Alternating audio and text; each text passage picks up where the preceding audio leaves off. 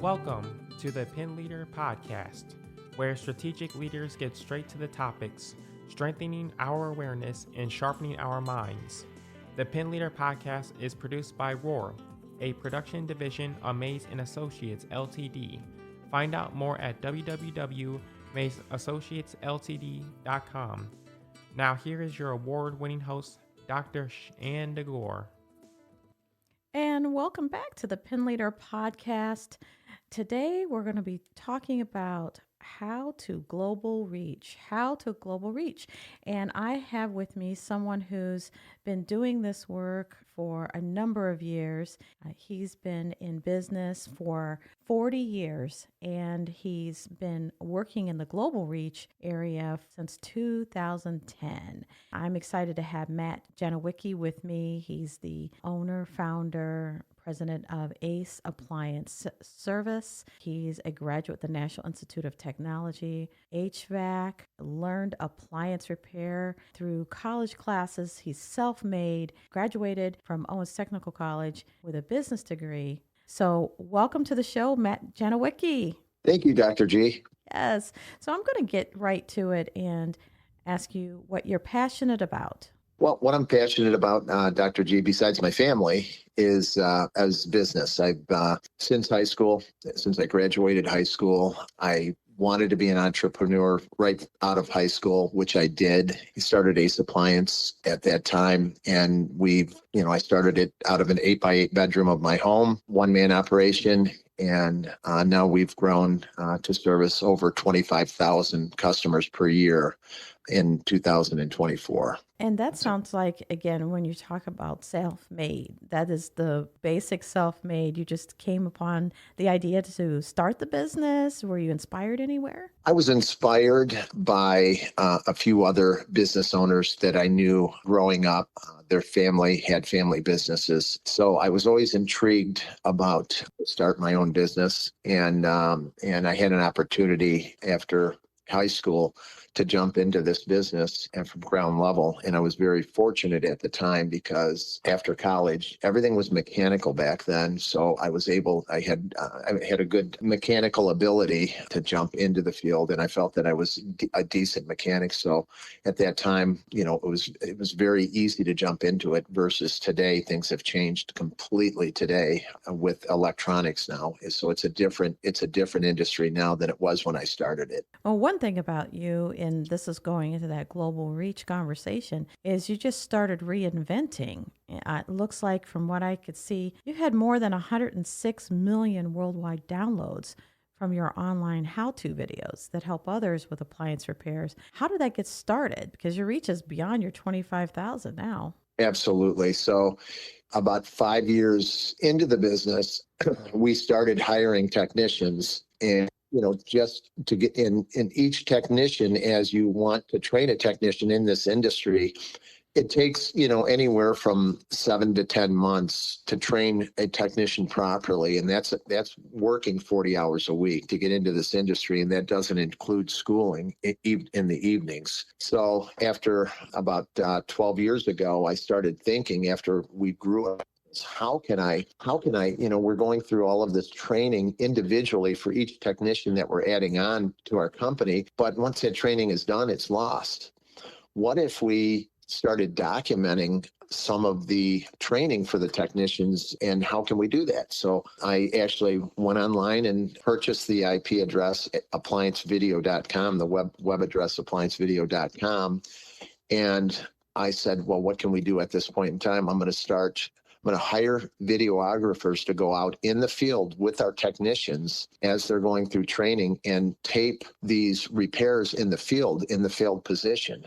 So when you're in the field, you can see these products in the field position, and you can tape while you're doing the repairs. So we can start documenting these repairs and showing other people, apprentices coming up, how to do these repairs without having to physically take hours and hours and hours of their time to go out in the field to find these repairs. So we hired 2 videographers, 2 video editors, and a full-time web developer, and we started appliancevideo.com. And after about 2 to 3 years, we had around around 800 videos that we actually produced, and we're using those for training. At that time, I was talking to other peers in my industry, in the appliance repair industry, and they said, "Hey, wow, that's a great idea. I wish we had something like that for our technicians out in the field." So at that point in time, I said, well, we could actually post these on a website and charge a membership fee of $39 a month. Mm-hmm. So that's what we did. We actually took all of those videos, we posted them on a website, and we started charging $39 a month. And then we started having other companies sign up for their technicians to jump on board and learn these appliance repairs ahead of time before they actually went out into the field and seen them in the field position. What's amazing about that is that you had that. It came to you, and this is where, again, being able to reinvent your company, even though things had changed technically. I think you said back from when you started, but you said, how can I help? You solved the problem. How can I help my own technicians? And then others said they like it too. Right. Absolutely. And since then, we've added thousands of videos onto our platform. And now we have national companies. If you've ever heard of Mr. Appliance, it's a national company that has franchises across the United States. They're on our platform. Thousands of other technicians and appliance repair companies are on our platform in the United States and Canada. So we're constantly growing on a monthly basis. New companies are coming onto the platform all the time. And as we're adding new content on all the time. What is nice is that we're adding the newest technology appliances onto our platform. And we've partnered with Samsung, LG, Whirlpool, Maytag, a lot of the manufacturers out there. We've got recognized through the manufacturers. So now we've partnered with them. They send us their products and we do the videos on their products. And in return, we give them access to appliancevideo.com for their factory technicians. So we're helping them do some training on their factory technicians, because the reality is it's very costly to do videos, and you have to have a team of people to do it. So these people, even the manufacturers, understand it's very costly. And so we're working directly with their engineers. So when we manufacture a video, say for the Samsung Family Hub refrigerator, we work directly with Samsung engineers, and the engineers review the videos after we're done with them, and they give us their input. They think we could do to improve the videos to make sure that they're correct and done, and every intricate detail is completed on these videos before we actually do the final edits on them to make sure that they're Samsung approved. That's excellent. The fact that they are leaning into you to help them, and then you're asking them for feedback to make the videos better. I'm curious about individuals who are like, I can do it, I can fix it myself. Do you have anyone saying, I'm a how-to and I can go do it yourself? Do you have any individuals who are members like that as well, besides technicians? Yeah. Absolutely. I would probably say 30 or 40% of the people that are on our platform are do-it-yourselfers, because when we have our platform, say, for instance, you have a filter that you want to replace on your Samsung refrigerator, but you don't know how to access the cover. Mm-hmm. You don't know how to take the filter out, untwist it. You can go onto our platform and say, there's a video on appliancevideo.com. I can purchase that for $6.99, and I get that video for 7 days. Go there, watch the video, and take that filter out yourself, and then put it, re-access when the new filter comes in, you put the new filter in and do it yourself. We have a lot of repairs, control board repairs, different things like that do-it-yourselfers do all the time, because you can purchase anybody can purchase parts online, just like the automotive industry. The appliance repair industry has gone online. So anybody that wants any part for any product, they can purchase it themselves as a retail customer. I think that the do-it-yourself has really picked up over the last, and I know since COVID, especially because people couldn't even come out and do repairs. So people were trying to figure out, how can I get this done, because I can't get a hold of someone to come out. You've kept consistency with this. This is not something that you just did and then you stopped doing it. You actually created a whole other division of your company. Am I right? That is correct. Yes, we've created a whole new division. We actually purchased a warehouse and we built a kitchen set and a laundry room set where we do all of our videotaping. We have all of our own equipment, everything right down there at appliancevideo.com studio. So, when we're taping a product, it's on a kitchen set. If it's a refrigerator, if it's a washer or dryer, we put it on our laundry and dryer set. So there's actually video sets there that we do the taping on the new products. And then we go out in the field with technicians on certain repairs that we want to address, because there's certain repairs that you wanted to see in the failed position out in the field. So we go out with the technicians in the field and we give the customer a discount. We, of course, approve it with the customer first, say, hey, can we tape this? We'll give you a discount on the repair. If we can bring a videographer in to tape this specific repair that really is popular, that technicians need to see in the field position, it really makes a difference. And we're constantly growing our library. I think we're at right now just under 7,000 videos currently right now. So, and we're growing all the time. We tape just about every day of the week. We're taping new products. How do you advise other entrepreneurs? You're successful, you're a leader in this area. How do you advise other entrepreneurs who are wanting to branch out with new divisions for their company, who's listening to this and saying, I wonder if I should be thinking about diversifying? Well, you have to look at your industry, in my opinion, and find out what is needed in the industry. What do you need in your specific industry? What can you do to help? And video is a fantastic way, in my opinion, to do training for new employees coming in, for any repairs that need to be done, or if they're repairs or whatever your industry, if you're in paving, if you're in plumbing, if you're in electrical.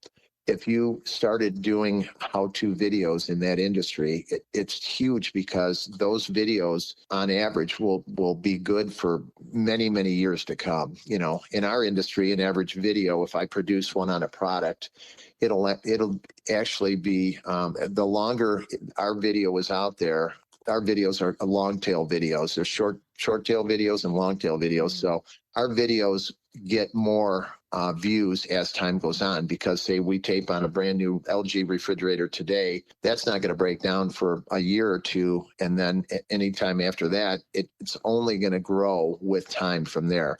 The longer that refrigerator is out there, 12 to 14 years, as it is about the shelf life for that refrigerator, 12 to 14 years. So that video will grow over time.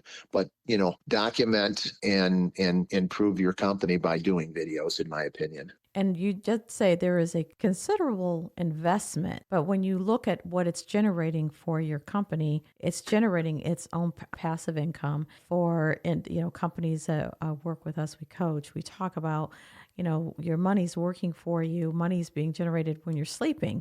And so you're really not doing, once you load it up, it's there, but there's some really upfront costs for the investment. What would you advise if someone wants to get started, just roughly a ballpark on what they would need to do to make that investment? Well, in today's world, cell phones are as good as some of the equipment that we bought 12 years ago. Quite honestly, you don't need a lot of technical equipment to do it in today's world. But what you would want to do is, in today's world, in my opinion, start off small and work your way forward. Just start off very, very basic. Don't invest a lot into the equipment, depending upon which industry you're in. And as time goes on, the technology is going to get better all the time. But right now, we tape some of the outdoor shots and indoor shots. We tape them with our iPhones, because the quality of the videos are so sharp and high definition. It's as good as, like I said, a lot of the equipment out there. You don't have to have a lot of high-tech equipment to do it. And you could start your own YouTube channel, because on YouTube, everything is hosted on YouTube and it's hosted free. You're not paying for a web developer to develop a website. Websites can be very costly. And with websites, you have to constantly maintain, security patches, different things like that, put everything on YouTube and have your own YouTube page. If you try to hire a web developer and develop a website, you're going to have constant costs. And if you don't have the money generated, you're going to end up finding out that the security patches and the web development is gonna eat all of your profits. I think there's so many tools now that can be used versus in the past, Matt. So now you can shoot video and you can make sure that it's uploaded and you can do it yourself. It is amazing. Let me ask you an additional question. Again, you are a leader, an entrepreneur, successful, 40 years in the business. What kind of characteristics, what are the top 3 characteristics needed for leaders to be effective and successful as an entrepreneur?